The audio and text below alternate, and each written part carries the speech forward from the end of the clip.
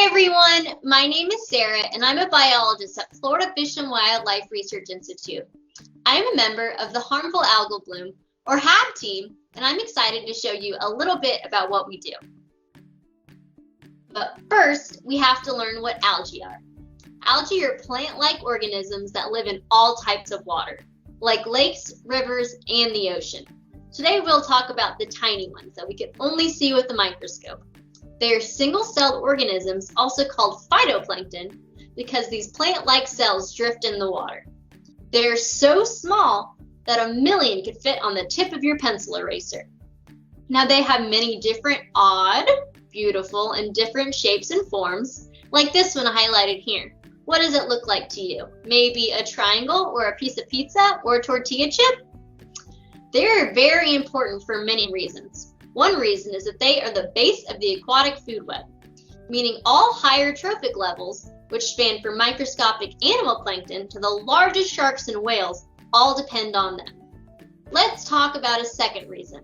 Like plants, phytoplankton have chlorophyll, which is what makes plants on land look green and can photosynthesize using the sun for energy. Please take 2 big breaths for me.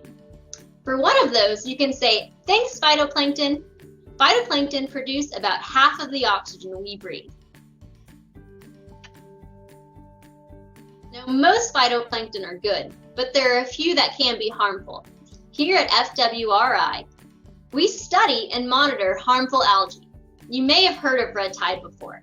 In Florida, the phytoplankton species responsible for red tide is called Karenia brevis, and it looks like this.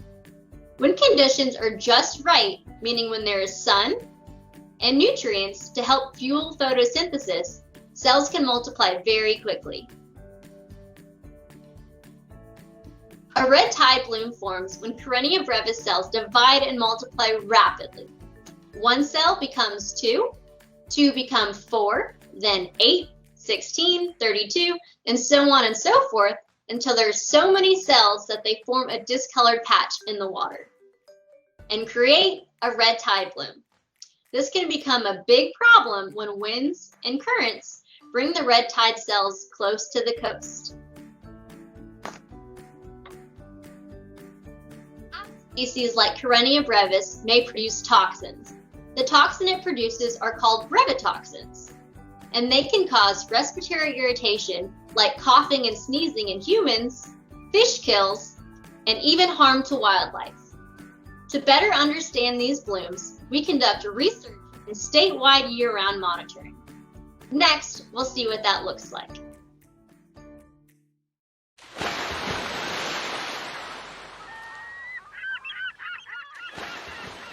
Blooms of the microalgae Karenia brevis, also known as red tide, are not a new phenomenon.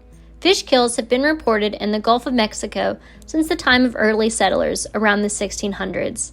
And water discoloration and respiratory irritation in humans were documented in the mid-1800s. Now, scientists use modern technology to study red tide. Some examples include satellites and airplane surveys to find patches of discolored water on the surface of the ocean. To confirm that the water discoloration is caused by red tide and not something else, we need to collect water samples for analysis. So let's go field sampling. Field days begin early for red tide scientists who use a special research boat. Depending on the mission, water samples are collected from alongshore and offshore sites. The captain of the boat uses GPS to know precisely where to navigate safely, and our work spans from estuaries like Tampa Bay to more than 40 miles out. Scientists collect water using a special piece of equipment called the Van Doorn bottle. The bottle is lowered to a certain depth with both end caps in the open position. Then a weight is dropped, which triggers a mechanism that closes the caps and traps the water. Once back on the boat, scientists collect a series of water samples and bottles that will be used for different tests. We repeat this all day long, visiting different sites, and by the end of the day, we may have 100 bottles or more, all ready to go back to the lab. Water samples can also be collected from land, like piers, boat ramps, docks, and beaches. FWRI scientists together with partner agencies and citizen scientists, form a wide network to sample water all over the Florida coast. We look for red tide and harmful algae year-round. This is called monitoring. With a sample in hand, scientists need to find out if Karenia brevis cells are present using special techniques because the cells cannot be seen with our bare eyes. Scientists can use the HAB scope if cells are present in high enough numbers. That is, at least 50,000 cells per liter. This is a special microscope with an attached iPod that records a 30-second video of a drop of the sample. If Karenia brevis is present, cells can be recognized by the way they look and swim using artificial intelligence. The HAB scope can be used as soon as the boat reaches land, and samples can be processed in under 5 minutes. The same sample is analyzed using a more powerful microscope to get a more precise count. The sample is transported to the lab where a preservative solution is added so that cells can stop swimming. A scientist takes a small amount of water and counts the Karenia brevis cells one by one. These cell counts go to a computer file that is used to create maps where different cell numbers show as dots of different colors. Samples without cells or with just a few cells become gray dots on the map. Samples with lots of cells become red dots on the map. The sample also goes to the toxins lab to determine how much brevetoxin is present, if any. This uses a chemistry lab, set up with special equipment for detecting these toxins. Figuring out how much brevetoxin is in the sample is a multi-step process that often takes more than just one day.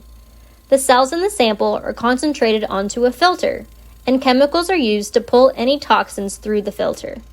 With this concentrated solution, scientists here perform an antibody test called ELISA to measure the amount of brevetoxin.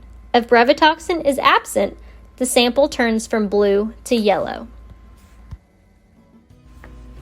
How can you get involved? The first step is to be informed. You can learn about red tide and see the results of our monitoring via our website, myfwc.com/redtide, where you can get the most updated information on our sample results by checking our daily sampling map. This interactive map allows you to zoom in and click on a specific location to see more information about that sample. We encourage you to visit our website and learn more about red tide and other HABs. From all of us in the HAB team, we thank you for joining us for a day in the life of a HAB sample.